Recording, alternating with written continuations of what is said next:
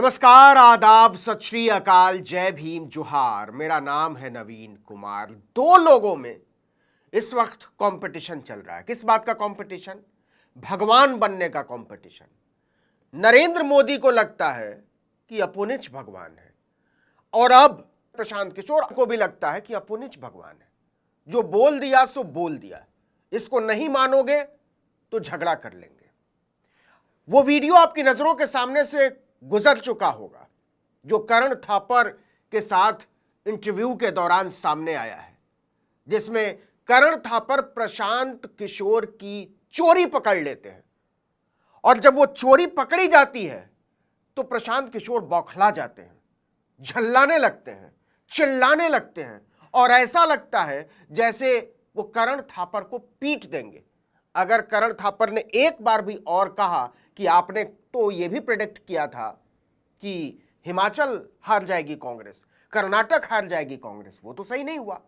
चिल्लाने लगते हैं प्रशांत किशोर, अपनी ही लिखी हुई बात कहते, वीडियो दिखाओ, हमने कभी नहीं बोला, नहीं तो मैं अपना ये भगवान वाला सिस्टम बंद कर दूंगा।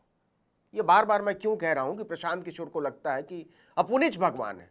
प्रशांत किशोर है कौन, इसको डिकोड करना बड़ा जरूरी है इस समय, क्योंकि अचानक से धो पोंछ कर जब भाजपा हताश हो चुकी है, जब नरेंद्र मोदी हताश हो चुकी है, जब टीवी चैनलों के दलाल पत्रकारों की विश्वसनीयता हवा हो चुकी है, आज तक जैसे चैनल की मालकिन, प्रबंध संपादक राजदीप सरदेसाई जैसे बड़े चेहरे हाजिरी लगाने एक साथ पहुंचते हैं प्रियंका गांधी के दरवाजे पर रायबरेली, तो इसका कोई मतलब होता है।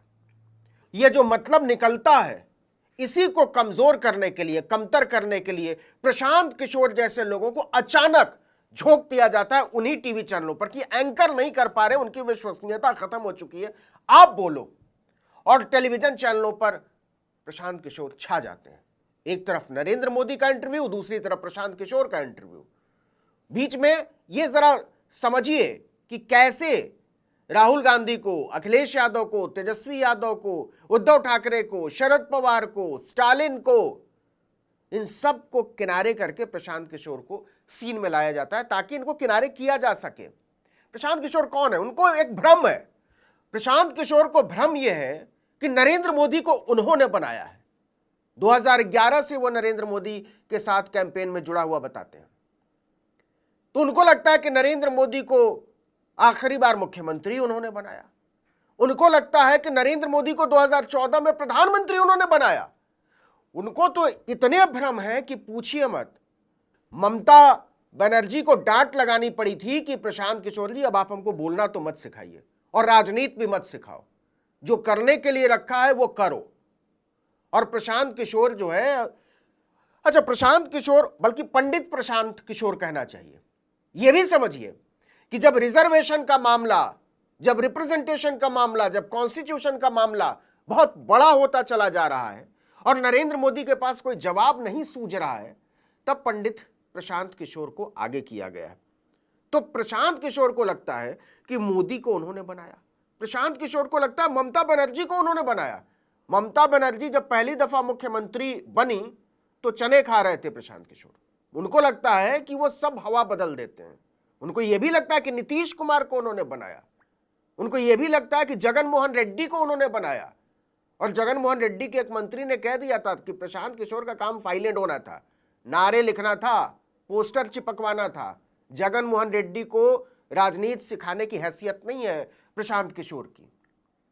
इसी तरीके से प्रशांत किशोर दरअसल एक बड़बोले आदमी है। उनके बारे में एक बयान दिया था आरजेडी के प्रदेश अध्यक्ष जगदानंद सिंह ने 2020 में, जब प्रशांत किशोर को जेडीयू ने निकाल दिया था। नीतीश कुमार ने बड़ी बेमुरव्वत तरीके से निकाला था।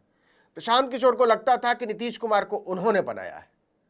यह बात नीतीश कुमार ने समझाने की कोशिश की कि प्रशांत किशोर, इस सब फर्जीवाड़ा ठीक नहीं है, अपने आप को जरा संभालो, काबू में रखना सीखो। लेकिन टीवी चैनलों के पालतू एंकरों के साथ बैठ बैठकर उनका दिमाग जो है थोड़ा बहुत महत्वाकांक्षी हो गया था और उस महत्वाकांक्षा में वो नीतीश कुमार और लालू यादव को राजनीति सिखाने लगे थे और इसकी परिणति ऐसे हुई कि उनको निकाल फेंका। और जब निकाल फेंका तो तेज प्रताप ने कहा कि ठीक है, अब निकल ही गए हो तो चाहो तो हमारे यहां आ जाओ। इस पर जगदानंद सिंह ने एक बयान दिया, हालांकि वो बयान बहुत आपत्तिजनक था, लेकिन जो उन्होंने शब्द कहा वो शब्द यूं था कि प्रशांत किशोर गंदी नाली के कीड़े जैसे हैं, राष्ट्रीय जनता दल में उन्हें लेने का कोई सवाल ही पैदा नहीं होता। गंदी नाली का कीड़ा कहा था जगदानंद सिंह। जगदानंद सिंह कभी भी टेम्पर लूज नहीं करते, कभी भी वो अशालीन भाषा का इस्तेमाल नहीं करते, लेकिन उस दिन कर गए। वो इस वजह से कर गए कि उनके मन में एक चीज बड़ी साफ है कि नीतीश कुमार और लालू यादव के मिल जाने के बाद बिहार में कोई राजनीति बचती ही नहीं, कोई राजनीति नहीं बचती। और वैसे में जब भाजपा का सुपड़ा साफ कर दिया नीतीश और लालू ने मिलकर, वो भी तब जब नरेंद्र मोदी की हवा चल रही थी, तब प्रशांत किशोर ने यह क्रेडिट लेने की कोशिश की कि मेरी वजह से लालू और नीतीश साथ आए। तो प्रशांत किशोर क्रेडिट के भूखे, बहुत जल्दबाजी में रहते, उनको बहुत जल्दी सब कुछ कर लेना है। वो नरेंद्र मोदी के साथ थे तो भाजपा के साथ नहीं टिके, वो ममता बनर्जी के साथ थे तो वहां नहीं टिके, वो जगन मोहन रेड्डी के साथ थे वहां नहीं टिके। फिर उन्होंने पकड़ा किसको? पंजाब में कैप्टन अमरिंदर सिंह को, कि आप तो इतने बड़े लीडर हैं, आपका तो सब कुछ हो जाएगा। कैप्टन अमरिंदर सिंह का क्या हुआ आप सब लोग जानते हैं। तो कहीं भी ये 3 महीने से ज्यादा नहीं टिकते और इनको करना सब कुछ है। फाइल लेकर चले गए थे कांग्रेस के पास कि देखिए कांग्रेस को रिवाइव करने का मेरे पास प्लान है। कांग्रेस के सामने जब रिवाइवल प्लान रखा प्रशांत किशोर ने, तो वहां मौजूद नेता हंसने लगे कि ये सब राजनीति के बच्चे इस तरीके से सोचते हैं। लेकिन प्रशांत किशोर की महत्वाकांक्षाएं हैं, उन्हें लगता है कि वो बहुत कुछ कर सकते हैं, और इसलिए उन्होंने जन सुराज नाम का एक संगठन भी बनाया, यात्रा भी थोड़ी बहुत की बिहार में। वो डुप्लीकेट केजरीवाल बनना चाहते हैं, बिहार के केजरीवाल। लेकिन प्रशांत किशोर के पास कोई अन्ना नहीं है। अन्ना के पास भीड़ थी, लोग आए थे, एक माहौल बनाया गया। मीडिया, प्रशांत किशोर ने एक चीज समझी कि मीडिया को मैनिपुलेट करना बड़ा जरूरी है। आप बहुत कुछ कर सकते हो मीडिया को मैनिपुलेट करके, लेकिन केवल मीडिया को मैनिपुलेट करके लंबे समय तक कुछ नहीं किया जा सकता। यह बात नहीं समझ सके प्रशांत किशोर, तो इसलिए वो डुप्लीकेट केजरीवाल बनने की कोशिश करने लगे, लेकिन उनके पास अन्ना नहीं था, और इस चक्कर में वो मजाक के पात्र बनते चले गए। लेकिन ये बात जो वो कह रहे हैं कि नरेंद्र मोदी की स्थिति कमजोर नहीं हुई है, वो पहले जैसी स्थिति में लौटेंगे, मतलब कम से कम 303 सीटें या इससे ज्यादा, तो इसको सुनने के बाद ऐसा लगता है कि प्रशांत किशोर दरअसल अपने मूल चरित्र में लौट आए। मूल चरित्र क्या है प्रशांत किशोर का? एक दलाल का जो चरित्र होता है।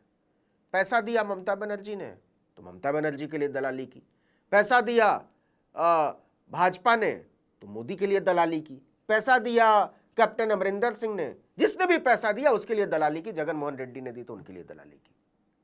तो और दलालों का एक संस्कार होता है कि दलाल कभी एक जगह नहीं टिकते और कभी भी सबसे ताकतवर आदमी से झगड़ा नहीं करते। वो 2 लोगों को झगड़ा कराते हैं, लेकिन सबसे ताकतवर जो आदमी है उस समय का, उससे दलाल कभी झगड़ा नहीं करते। तो प्रशांत किशोर को यह पता है कि नरेंद्र मोदी के साथ बैर लेना इस समय ठीक नहीं है। तो नरेंद्र मोदी के खिलाफ पूरे देश में जो माहौल दिखाई दे रहा है जमीनी तौर पर, और ये तो भाजपा के अपने पालतू चैनल भी कह रहे हैं, पालतू पत्रकार भी कह रहे हैं कि स्थिति वैसी नहीं है। 50 से ज्यादा इंटरव्यू दे चुके नरेंद्र मोदी, मतलब अंगुल अंगुल भर के टीवी चैनलों को इंटरव्यू दे रहे हैं।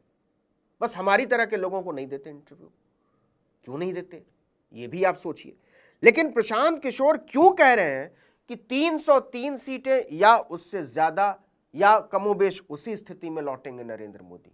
यहां ईवीएम का सवाल आता है कि क्या ईवीएम से किसी चमत्कार की उम्मीद है प्रशांत किशोर को, और एक ऐसा नैरेटिव बनाया जा रहा है कि अगर जरूरत पड़ी और सीटें बढ़ी तो ऐसे समय में कहा जा सके कि देखिए आप लोग नहीं मानते थे, प्रशांत किशोर जैसे लोग तो कह रहे थे कि 300 से ज्यादा सीटें आ जाएंगी।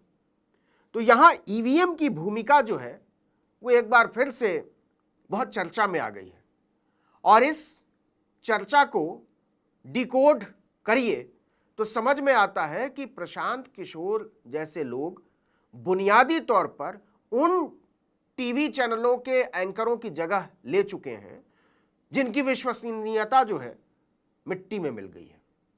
लेकिन क्या प्रशांत किशोर के कह देने से हालात बदल जाएंगे? क्या नरेंद्र मोदी, क्योंकि 2 चरणों का चुनाव बचा हुआ है और अभी भी भाजपा चुनाव को संभालने की कोशिश कर चुकी है।